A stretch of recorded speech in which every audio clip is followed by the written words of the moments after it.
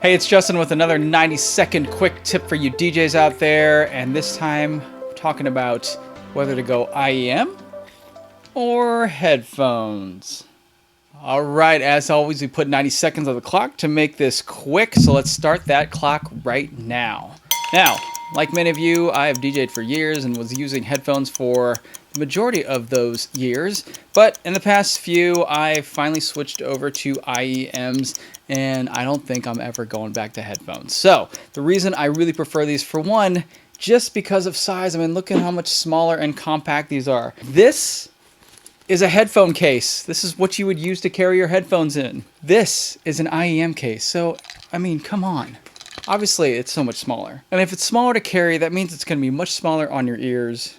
Can't even tell that I'm wearing anything, right? So much more comfortable to have in-ear monitors on versus headphones. And I've got to be honest with you, I mean, I understand when you're using your headphones, it's going to look like this, but I've never been a big fan of like DJs just kind of like walking around, or when they're not using their headphones, they stick them like this, or ugh, this stuff is so bulky. The other great advantage to in-ear monitors, the noise canceling features on them. This is great for mixing, but sometimes you just need that hearing protection. Now, there are a few drawbacks, of course, because they fit so perfectly in your ear. That means they are a little bit of a struggle to place in and take out if you need to do so quickly.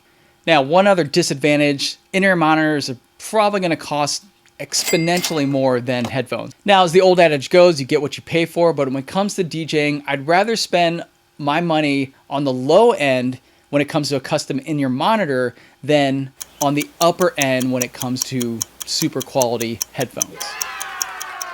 Well, there you go, my quick 90 seconds on IEMs versus headphones. Which one do you prefer?